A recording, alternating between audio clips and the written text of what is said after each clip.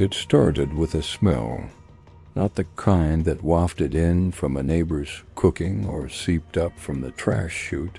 This was metallic, sour like something rotting deep in the infrastructure.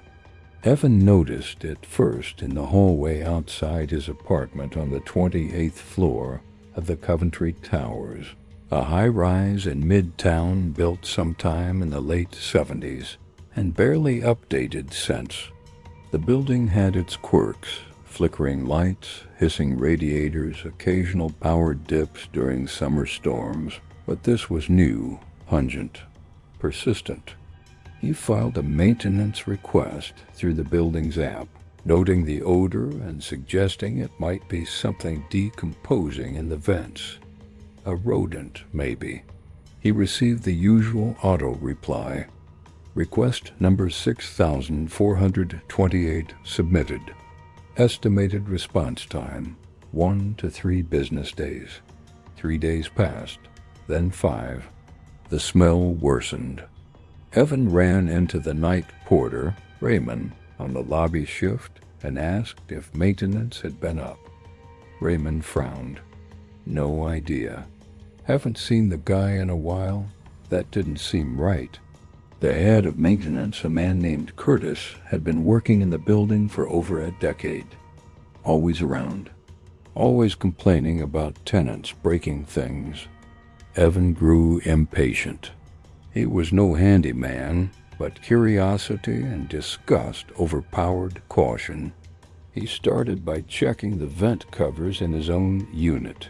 Nothing obvious. He climbed up on a chair, unscrewed the grill, and aimed his phone flashlight down the shaft. The smell intensified. Something wasn't just rotting, it had been for a while. Most of the building's floor plans were available online, but the deeper infrastructure, the old blueprints, required more digging. He found them through a real estate database, buried in a PDF scan of a zoning permit from 1981. That's when he saw something strange. Between the 2 elevator shafts, on the service floors above the 30th and below the 1st, there was a narrow passage, labeled only as Service Bay Access 3B. On the newer schematics, it was missing entirely. There was no button for it on the elevator panel. No stairwell access either. But if he could find the right floor to pry into, maybe he could see what had been sealed away. Late that night, Evan took the service elevator. It rattled and hummed as it rose, the overhead lights flickering in rhythm with the cables. He pressed the button for 31, the topmost residential floor, and forced the emergency stop midway between 30 and 31. The doors wouldn't open at first. He wedged the shaft open with a crowbar he borrowed from the maintenance closet on 7. There, barely 2 feet above the elevator's roof, was a corroded metal hatch.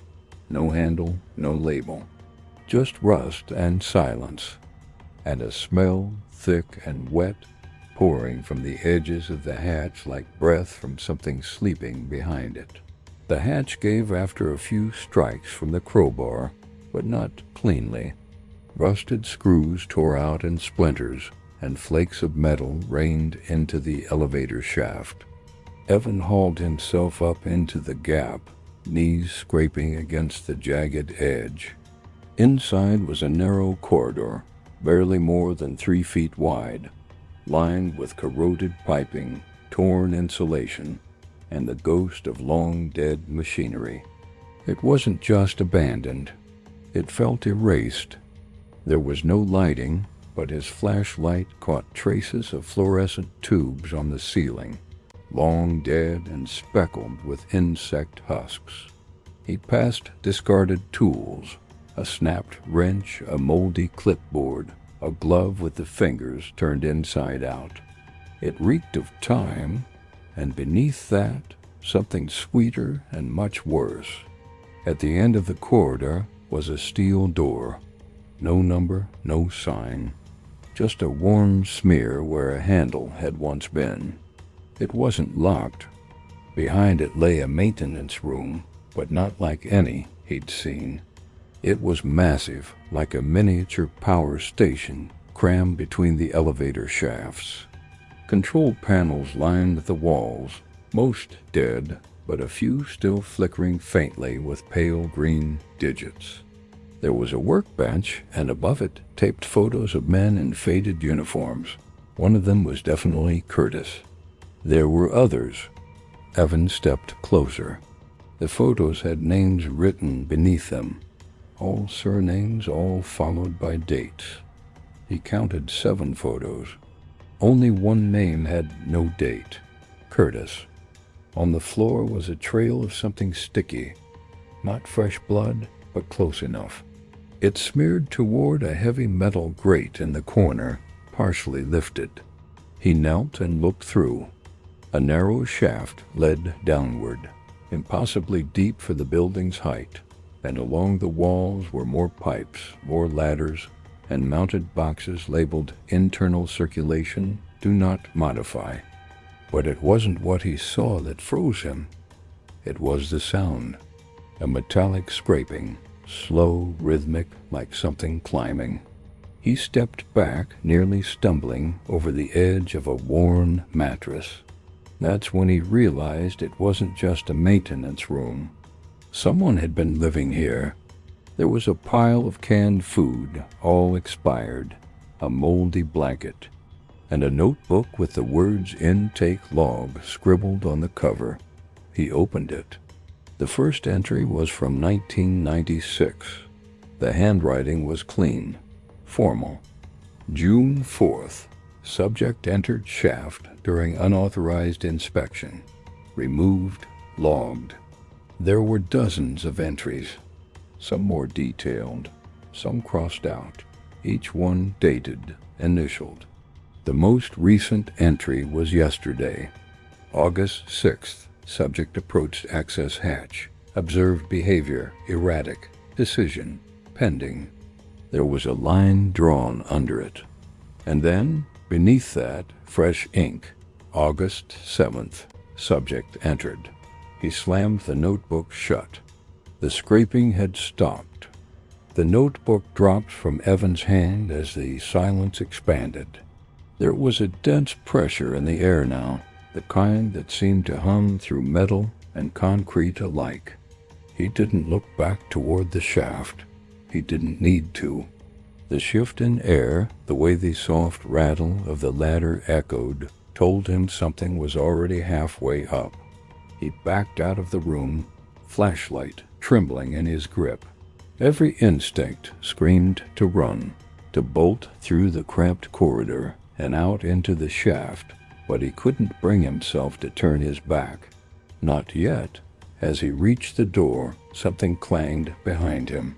Not metal on metal, but a weight shifting. Then a breath. Long, slow, and unmistakably human.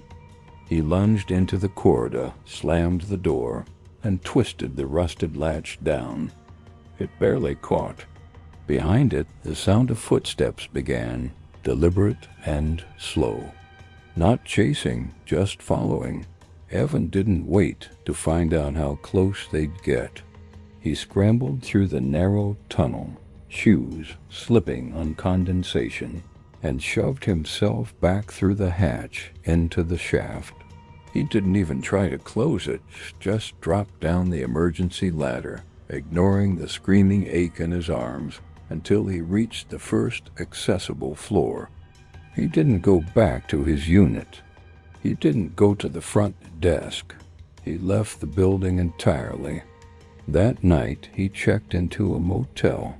His laptop stayed off. He kept the bathroom light on. Every hour, he checked the peephole, but sleep never came. In the morning, he returned to the building, not out of courage, but obsession. He needed to know. The maintenance hatch? Sealed, welded shut, as if it had never been opened. The floor manager swore there was no level labeled M4. No basement access either, just locked utility rooms, accessible only by authorized personnel. And Curtis? No employee by that name had ever been hired. Evan filed a report, then another. A few days later, someone from the building's corporate office reached out and invited him for a conversation. The meeting never happened. When he arrived, the office had no record of his appointment, no record of the complaint. Then came the smells again. Not from his vent, but from his hotel room. A sweet, rotting scent. He left the city within the week, changed his name, rented a cabin in a rural area. But some nights when the wind is still and the house creaks just enough, he hears it again, the scrape of metal somewhere behind the walls. He's never found another vent, but he knows it's there. Whatever came up that shaft never needed the door open. It was already inside. The apartment looked clean when he moved in. Fresh coat of paint, new blinds. Kitchen smelled faintly of disinfectant. But it didn't feel empty. It felt paused. He first noticed it in the coat closet. Tucked behind the water heater, in a corner you wouldn't check unless you were looking for something specific, was a pair of scuffed leather shoes. Men's, size 11 or 12, old but not dusty. He assumed the last tenant had forgotten them. No big deal. But 2 days later, a padded envelope arrived at his door. No return address. The name on the package wasn't his. Inside were keys, about 6 of them on an old ring. Not for the front door, he tried. Not for the mailbox either. Later that week, he went to drop something off in the basement storage unit. His was empty, just as the landlord said. But the unit next to his, padlocked and marked with no number, had the same style of lock as one of the keys. It worked. Inside were boxes, dozens of them. Folders labeled with dates, thick binders of what looked like receipts, handwritten notes, and photographs. Most of the apartment itself. Same furniture. Same view from the window. One photo showed the closet where he'd found the shoes, but the shoes were gone. Some photos had timestamps from just 6 weeks before his move-in date. He searched online. The tenant listed before him didn't show up in any leasing records the building manager gave him, but he kept receiving mail. Sometimes bills, sometimes nothing but blank envelopes with smudged barcodes. One night after returning from work, he noticed something on his desk, an SD card, just sitting there. He hadn't left it, and his door had been locked. It contained 6 video files, each no longer than 10 minutes, all filmed from odd angles, above the stove, the corner of the bedroom ceiling, under the coffee table, all from his apartment. And in each one, the man living there wasn't him. He watched the videos twice, then a third time, slowing them down, looking for reflections, clues, anything. The man in the footage looked to be in his late 30s, neatly dressed. Same layout of the apartment, same furniture. In some clips, the man sat at the kitchen table for hours, unmoving. In another, he stood facing the closet door for nearly 7 minutes. The strangest video was only 30 seconds long. The man stood in the living room, turned to face the camera directly, and smiled. There was no sound. He checked his entire apartment for cameras. Nothing visible. He tore open the smoke detectors, unscrewed wall outlets, searched behind vents and light fixtures. Nothing. But the angles in the videos, they were too exact. Whoever recorded them had access, or was still inside. He called the building office. They claimed no one else had the keys but him. He changed the locks anyway. That night, he piled the boxes from the storage unit into his living room and began sorting. Most of the documents were obsessive records, lists of appliances checked, daily temperature logs, charts tracking sounds heard between midnight and 3 a.m. In one binder was a floor plan, not of the whole building, but of his apartment specifically. There were markings in red ink with arrows pointing to spaces behind the walls, strange notations in the margins. Movement 214 Imagine. Why only on Tuesdays? Another box held tapes, dozens of VHS cassettes labeled with dates going back 5 years. He didn't own a VCR, so he borrowed one from a thrift store the next day. The tapes were similar to the SD card footage, surveillance from hidden angles, all shot from within the apartment. He found himself studying the man's routine, the little habits, the way he never entered the bathroom after dark, how he left the faucet dripping, how he always checked the hallway peephole 3 times before bed.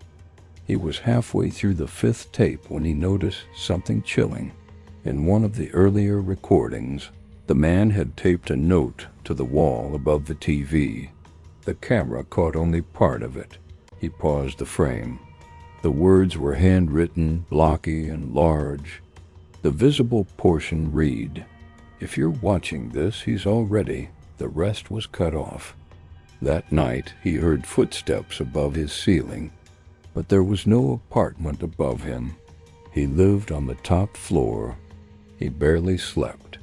Every sound became a pattern, every silence a warning. The next morning, he pulled down the building's fire escape map and cross-referenced it with the floor plan he found in the box. Something didn't match. According to the official diagram, the hallway closet at the end of his unit led to a shared utility shaft, but the tenant's hand-drawn version included a narrow crawl space, unlabeled, tucked behind the closet wall. It didn't take long to find it.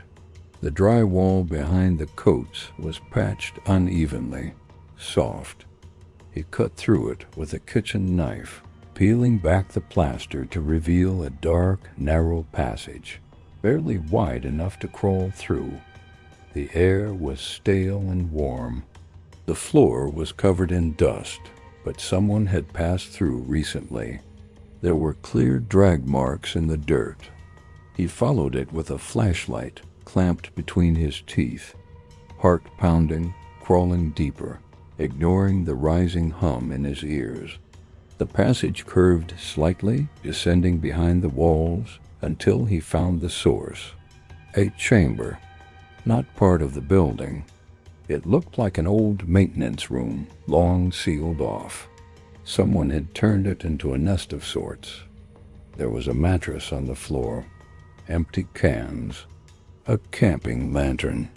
On the far wall, screens, 4 small black and white monitors stacked on a shelf, all showing different angles of his apartment. The feed was still live. The cameras were wired through the walls, nothing wireless, nothing obvious, but someone had been watching. For years, maybe. He stepped closer to the monitors. One of them showed his living room and himself standing in front of the monitor. A live feed, no delay. But then he saw it. In the corner of that monitor's frame, just barely visible behind him, was a figure, not moving, standing just at the edge of the shot. No sound, no warning. He spun around, nothing. The chamber was empty. The feed still played, but the figure was gone. He'd packed up everything he could carry, the tapes, the floor plan, the keys, and left the apartment without locking the door. He didn't leave a note. He didn't cancel his lease. He just walked out and never returned. Weeks later, while staying at a friend's place across town, he searched the building online again. No listings. No official address. The entire property had been removed from every rental site. Not even archived pages remained. It was as if the building and the tenant before him had never existed.